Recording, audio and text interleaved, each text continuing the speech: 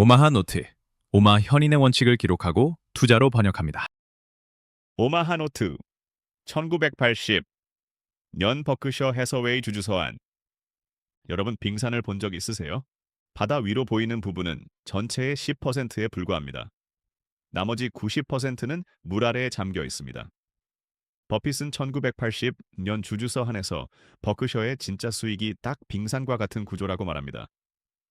회계장부에 보이는 이익은 전체의 절반도 안 됩니다.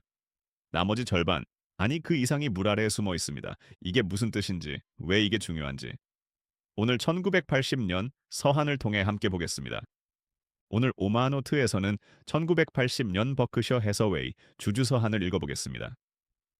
버핏이 처음으로 숨겨진 수익이라는 개념을 공식화하고 동시에 보험업계 전체에 대한 가장 강력한 경고를 남긴 해입니다.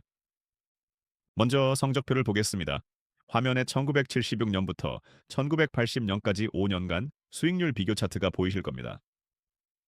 1980년 버크셔 장부가치 증가율 19.3%, 주가 상승률 32.8%, S&P 500은 32.3%입니다. 흥미로운 해입니다.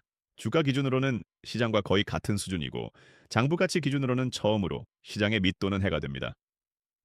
버핏은 어떻게 반응했을까요? 운영이익은 4,190만 달러로 1979년에 3,600만 달러보다 늘었습니다. 그런데 ROE는 17.8%로 1979년에 18.6%보다 내려갔습니다. 버핏은 이걸 바로 인정합니다. 절대 이익은 늘었지만 자본 효율은 떨어졌습니다.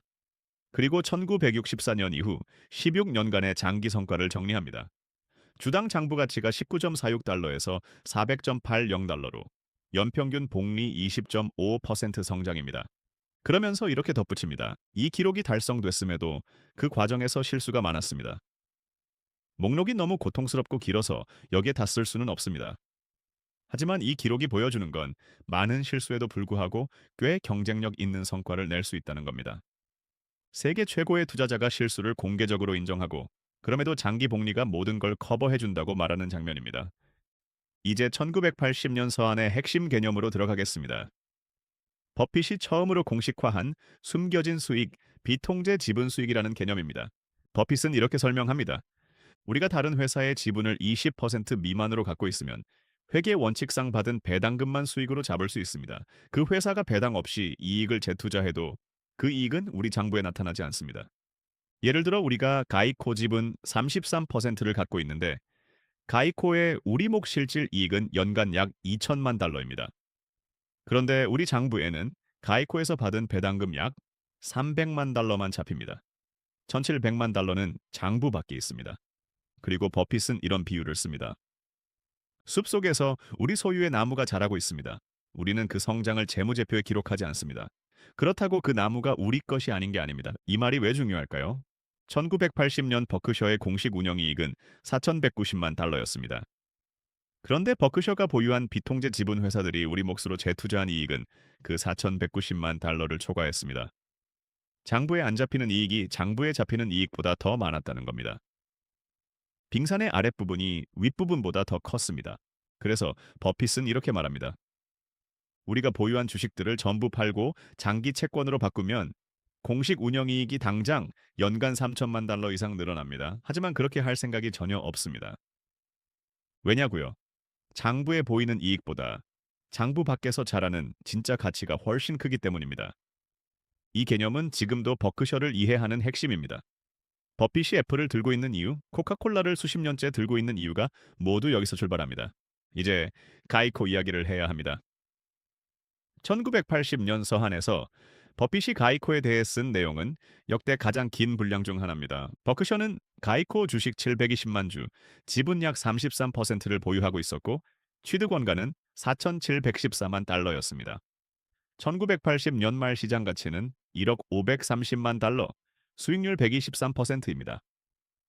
그런데 버핏은 수익률보다 훨씬 중요한 이야기를 합니다. 가이코는 최고의 투자 세계를 보여줍니다. 매우 중요하고 복제하기 매우 어려운 사업 우위를 운영 능력과 자본 배분 능력 모두에서 탁월한 경영진과 결합한 회사입니다. 그리고 숫자를 보여줍니다. 4,714만 달러를 투자해서 가이코의 연간 실질 이익 기여분이 약 2천만 달러입니다. 만약 이런 사업을 통째로 인수하려면 최소 2억 달러는 들었을 겁니다. 우리는 4,700만 달러에 그 2억 달러짜리 사업의 33%를 샀습니다. 그리고 가이코의 턴어라운드에 대해 아주 중요한 구분을 합니다. 가이코는 1976년 파산 직전에서 살아났습니다. 이건 외형상 턴어라운드처럼 보입니다. 하지만 진짜 턴어라운드가 아니었습니다. 가이코는 사업의 본질적인 경쟁 우위를 그대로 갖고 있었습니다. 단지 재정적, 운영적 문제에 일시적으로 빠져 있었을 뿐입니다. 버핏은 이걸 1964년 아메리칸 익스프레스의 샐러드 오일 스캔들과 비교합니다. 두 회사 모두 일시적인 위기로 휘청겼지만 사업의 핵심 경쟁력은 그대로였습니다. 그게 진짜 나쁜 사업을 억지로 살리려는 턴어라운드와 근본적으로 다릅니다. 여기서 투자자가 가져갈 핵심 질문이 있습니다. 이 회사가 어려운 이유가 사업 구조의 문제인가? 아니면 일시적인 외부 충격인가?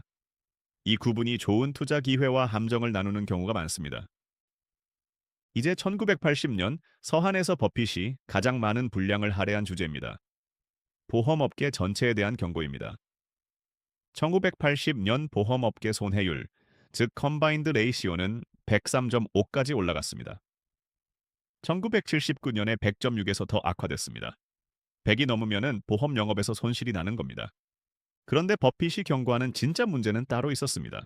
바로 채권입니다. 많은 보험사들이 장기 채권을 대규모로 갖고 있었습니다. 그런데 1980년 금리가 급등하면서 기존 채권 가격이 폭락했습니다. 일부 대형 보험사들의 경우 채권을 시장 가치로 평가하면 자기 자본이 아예 마이너스가 됩니다. 그런데 보험 회계는 채권을 취득원가로 계속 장부에 올려놓을 수 있습니다. 만기까지 들고 있으면 원금은 돌아오니까요. 그래서 이 손실이 장부에 잡히지 않고 숨어 있었습니다. 버핏은 이 상황이 낳는 끔찍한 논리를 설명합니다. 자기 자본이 실질적으로 마이너스인 보험사가 이걸 인정하는 방법은 두 가지뿐입니다. 첫째, 손해를 보더라도 보험료를 제대로 받겠다고 버팁니다. 그러면 고객이 경쟁사로 떠나고 매출이 줄고 손실을 숨겨주던 채권을 팔아야 하고 결국 장부의 손실이 드러납니다. 둘째, 그냥 아무 가격에나 보험을 팔아서 매출을 유지하고 기도합니다. 언젠가 금리가 내려가거나 업황이 좋아지길 기대하면서요.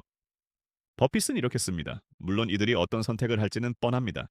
그리고 그 선택이 업계 전체를 더 긴 침체로 끌어들입니다. 이건 지금 시점에서 봐도 무서운 시나리오입니다. 한 회사의 재정 문제가 업계 전체의 가격 경쟁을 유발하고 모두가 손해를 보면서 파는 상황이 됩니다. 버핏의 결론은 버크셔는 이 게임에 참여하지 않겠다는 겁니다. 그리고 실제로 버크셔 보험의 1980년 언더라이팅 이익은 업계가 적자를 내는 동안 플러스를 유지했습니다. 포트폴리오를 보겠습니다. 화면의 표에서 1980년 말 전체 주식 합계를 보시면 취득원가 3억 2,516만 달러에 시장가치 5억 2,969만 달러입니다. 수익률 63%입니다. 1979년 말에 1억 5천만 달러에서 3억 달러로 취득원가 기준으로 규모가 2배 이상 커졌습니다. 대규모 신규 매입이 있었다는 뜻입니다. 가장 눈에 띄는 변화는 제너럴 푸드스입니다. 1979년에 소규모로 들어갔던 제너럴 푸드를 1980년에 198만 주로 대폭 확대했습니다. 취득원가 6,251만 달러, 현재는 소폭 손실 상태입니다. 흥미롭죠? 버핏이 손실 상태의 종목을 대규모로 더 샀습니다.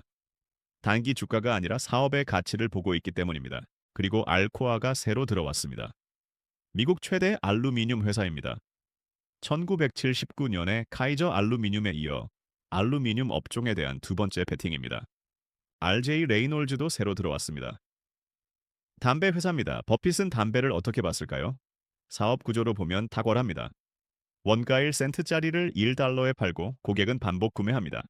강력한 브랜드, 높은 진입 장벽. 버핏이 좋아하는 모든 조건을 갖췄습니다. 가이코는 시장가치 1억 530만 달러로 이제 버크셔 전체 포트폴리오에서 압도적인 1위입니다. 이하의 서한에서 버핏은 자사주 매입에 대해서도 중요한 말을 남깁니다. 우리가 투자한 회사들이 자사주를 매입할 때 우리는 특히 기뻐합니다. 논리는 단순합니다. 훌륭한 사업이 내재 가치보다 훨씬 싼 가격에 거래되고 있을 때 그 가격에 자사 지분을 더 사들이는 것만큼 확실하고 수익성 좋은 자본 활용이 어디 있겠습니까? 실제로 가이코는 1978년부터 1980년 사이에 자기 주식을 대규모로 사들여서 발행 주식 수를 3,420만 주에서 2,160만 주로 줄였습니다. 주주 가치를 극적으로 높인 겁니다. 버핏은 이 행동을 최고의 자본 배분이라고 칭찬합니다. 지금도 투자자들이 자사주 매입을 볼 때 참고할 기준입니다. 내재 가치보다 싸게 사야 의미 있고 비쌀 때 사면 오히려 주주 가치를 해칩니다. 인플레이션에 대한 경고도 다시 나옵니다. 이번에는 더 직접적입니다. 버핏은 햄버거 비율을 씁니다. 여러분이 햄버거 10개를 포기하고 투자를 합니다. 배당으로 새우 햄버거 2개를 받고 나중에 팔아서 새우 햄버거 8개를 받으면 여러분은 투자에서 실질 소득이 제로입니다. 달러 숫자가 늘어도 햄버거는 10개 그대로입니다. 더 부자가 된 느낌이 들 수 있지만 실제로 더 잘 먹지는 못합니다. 그리고 이렇게 씁니다. 12% 인플레이션 환경에서 자기 자본 수익률이 20%인 회사, 그 이익을 전부 배당하면 50% 세율의 주주는 실질 자본이 오히려 줄어듭니다. 세금 내고 남은 10%로는 12%짜리 인플레이션을 못 따라갑니다. 이게 지금 우리한테도 해당하는 이야기입니다. 수익률이 인플레이션과 세금의 합계를 넘어야 진짜 실질 수익이 생깁니다. 숫자가 늘어도 구매력이 안 늘면 진짜 수익이 아닙니다. 1980년 버크셔 주주서한을 한 문장으로 정리하면 이렇습니다. 1980년은 장부에 보이는 것보다 훨씬 더 많은 가치가 물 아래에 숨어 있다는 걸 버핏이 처음으로 명확하게 설명한 해였습니다. 숨겨진 수익의 개념, 가이코를 통한 비통제 지분 투자의 위력, 채권 문제로 자멸 직전의 보험업계, 그리고 인플레이션이라는 보이지 않는 적. 이 네 가지가 1980년 서한의 핵심입니다. 그리고 버핏은 이 모든 복잡한 개념들을 빙산, 나무, 햄버거 같은 쉬운 비유로 설명했습니다. 어려운 개념을 쉽게 설명하는 능력이야말로 버핏의 가장 과소평가된 재능입니다. 오마하 노트는 버핏이 1965년부터 지금까지 써온 주주서한 약 60년치를 함께 읽어가려 합니다. 매년 어떤 기업을 샀는지, 시장 대비 성과는 어땠는지, 그리고 그 안에 담긴 진짜 교훈이 무엇인지. 이 공부가 가치 있다고 느끼셨다면 구독 버튼 하나가 여러분을 이 여정에 함께 초대합니다. 다음 편은 1981년입니다. 버핏이 보험업계 침체를 어떻게 버텨내는지, 그리고 잘리 멍거와의 철학이 서한에 더 강하게 드러나기 시작하는 해입니다. 오마하 노트였습니다. 다음에 만나요.